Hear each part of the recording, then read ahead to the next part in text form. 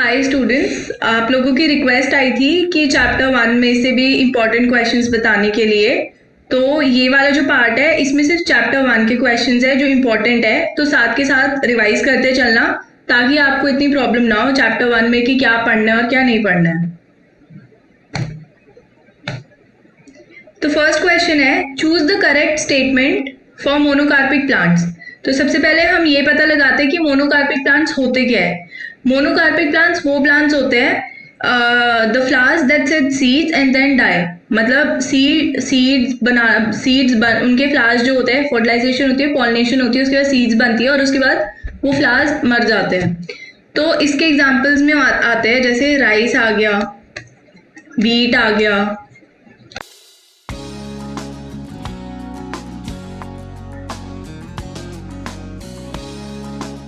Carat आ गई।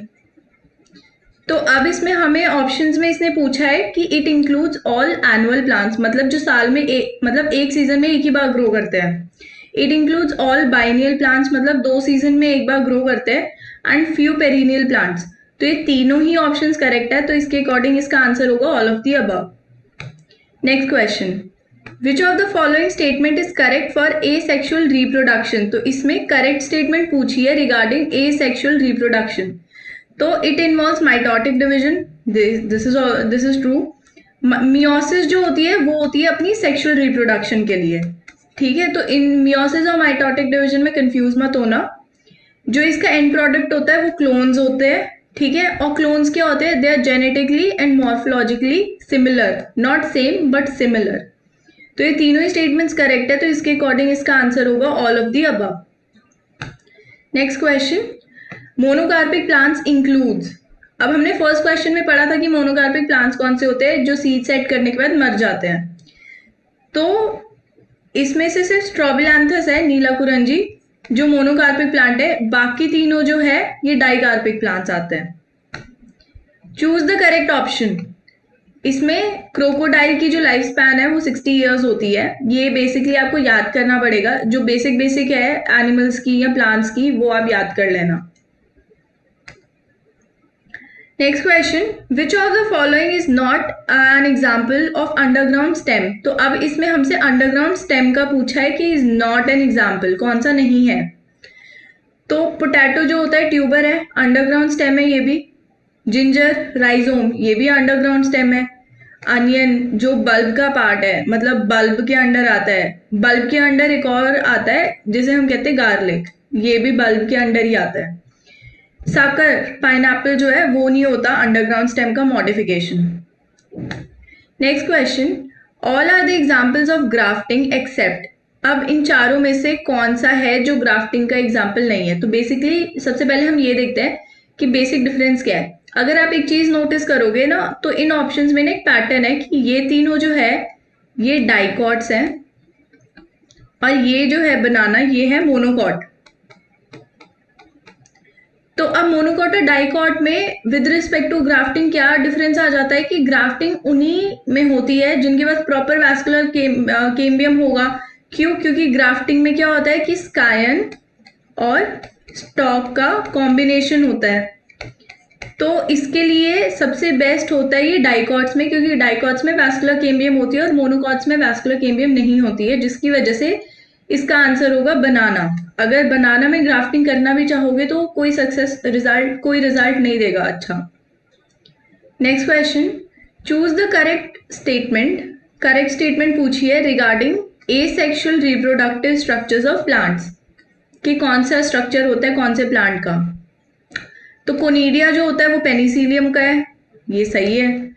Buds जो है वो हाइड्रा के है। बड्स एक और का होता है जिसमें बडिंग होती है, वो यीस्ट होता है। गेम्यूल्स जो है वो स्पंज के है, ये भी सही है। तो इसका आंसर है all of the above. Next question है, choose the wrong statement with respect to water hyacinth. Wrong statement बतानी है। तो it is also known as terror of Bengal, this is true. It is an algae, basically aquatic algae, this is also true. It is invasive throughout the world, ये भी सही है। It causes balance in aquatic ecosystem, ये गलत है, क्योंकि ये balance नहीं इम्बैलेंस कॉज करता है और ये फूड चेन या फूड वेब में आके उनको डिस्ट्रॉय करता है और टॉक्सिन्स डिपॉजिट करवाता है। Next question, what is the term used if both male and female flowers are present in same, मतलब मेल फ्लावर और फीमेल फ्लावर दोनों एक ही प्लांट पे हैं, तो वो उस प्लांट को हम क्या बोलेंगे? उस प्लांट को हम कहते हैं मोनोइशियस, ठीक है। उसके एग्जांपल्स है कोकोबिट्स और कोकोनट्स। तो इसके अकॉर्डिंग इसका आंसर हुआ both A and B are correct. Next question, asexual reproduction is common among. Asexual reproduction अब किस में ज्यादा कॉमन है?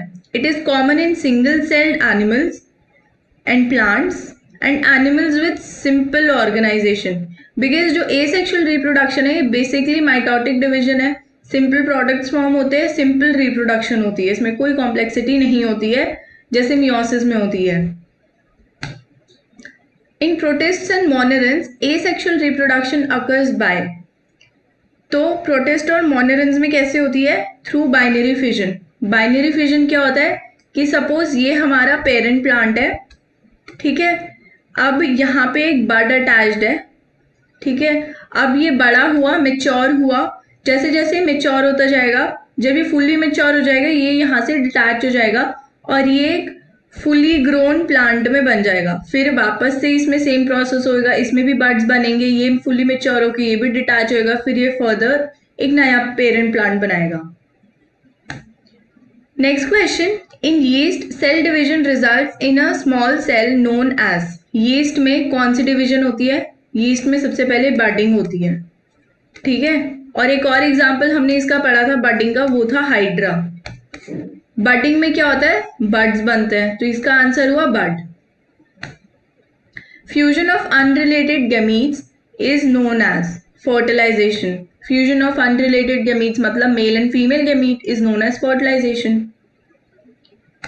Next question, external fertilization occurs in majority of. अब एक्सटर्नल फर्टिलाइजेशन क्या होता है कि जब जो भी प्रोडक्ट है कंसेप्शन का, प्रोडक्ट ऑफ कंसेप्शन या फिर जो एंड प्रोडक्ट बन रहा है फर्टिलाइजेशन का, वो आउटसाइड द बॉडी ग्रो कर रहा है, उसे हम कहते हैं एक्सटर्नल फर्टिलाइजेशन।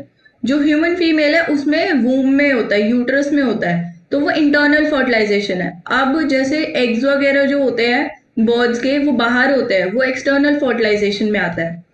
तो इसके अकॉर्डिंग इसका आंसर हो जाएगा algae. Next question, dash is not a method of vegetative propagation. इसमें से कौन सा पार्ट नहीं है वेजिटेटिव का? तो lytic cycle is not a part of vegetative propagation. Lytic cycle is a part of viral reproduction. Viral cycle से related है ये, ठीक है। Identify the correct sequence of events. तो अब इसमें हमें सीक्वेंस बताने की, सबसे पहले कौन सा होता है उसके बाद कौन सा होता है। तो इसमें क्या है, सबसे पहले गैमीट्स बनते हैं, उसके बाद फ्यूजन हुआ गैमीट्स का, सिनगैनी हुई या फर्टिलाइजेशन हुई, और उसके बाद जाइगोट फॉर्मेशन हुई। जाइगोट के बाद एम्ब्रियो बनता है, ठीक है। इसमें एम्ब्रियो भी इन्होंने पहले घुसा दिया, इसमें भी इन्होंने पहले घुसा दिया, तो ये दोनों ऑप्शंस नहीं बनते, answer is a. A few statements with regards to sexual reproduction are given below. अब इन 4 स्टेटमेंट्स में से ना हमें सही स्टेटमेंट बतानी है कि कौन सी है with regarding to the sexual reproduction। तो इसमें क्या होगा कि sexual reproduction does not always require 2 individuals. This is true. जरूरी नहीं कि हमेशा 2 इंडिविजुअल चाहिए। Sexual reproduction generally involves gametic fusion. Generally नहीं, इट्स अ कंपल्जन कि जब तक गेमीटोजेनेसिस नहीं होगी तब तक कुछ हो नहीं सकता सेक्सुअल रिप्रोडक्शन में। ये चीज तो एसेक्सुअल में भी है। Meiosis never occurs during sexual reproduction, this is wrong. Meiosis होती है।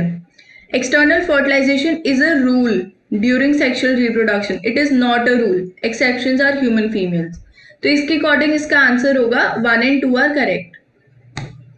Next question, vegetative propagule of bryophyllum. Bryophyllum में क्या होता है कि जो उसकी लीव्स होती है ना, उस पे लीव बड्स बनने लगते हैं, बडिंग वाला प्रोसेस है, और उन्हीं बड्स को तोड़ के अगर आप मिट्टी में दबा दोगे वो एक नया प्लांट उग जाएगा।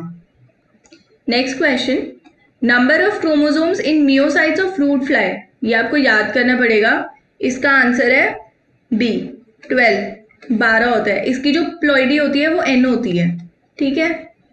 अगर इसमें इसका ये पूछा कि डबल करके, तो उसमें कंफ्यूज मत होना, इंटू 2 कर देना, उसमें इसकी प्लॉइडी 2n हो जाएगी, तो ये हो जाएगा इंटू 2, दिस इज 24। ठीक है। नेक्स्ट क्वेश्चन है, the most critical event in sexual reproduction. सबसे मेन प्रोसेस क्या है जो डिस्टिंग्विश करता है सेक्सुअल रिप्रोडक्शन को फ्रॉम अदर प्रोसेसेस, जो इसका बेसिक है कि इसके बिना तो सेक्सुअल रिप्रोडक्शन है ही नहीं, तो that is gamete transfer. Not gamete transfer, it's gamete transfer. ठीक है। बिना, क्योंकि गेमीटोजेनेसिस तो देखो, गेमीट फॉर्मेशन तो दोनों में ही हो रही है, ये तो बेसिक है। फर्टिलाइजेशन भी होती है दोनों में, एसेक्सुअल में भी होती है, सेक्सुअल में भी। गेमीट ट्रांसफर मेन है। ठीक है। तो आई होप आपको ये जितने भी क्वेश्चंस थे प्रॉपर्ली समझ आए हो। अगर आपको कोई भी क्वेरी हो इस चीज़ से रिलेटेड, प्लीज़ कमेंट बॉक्स में छोड़ना। Thank you.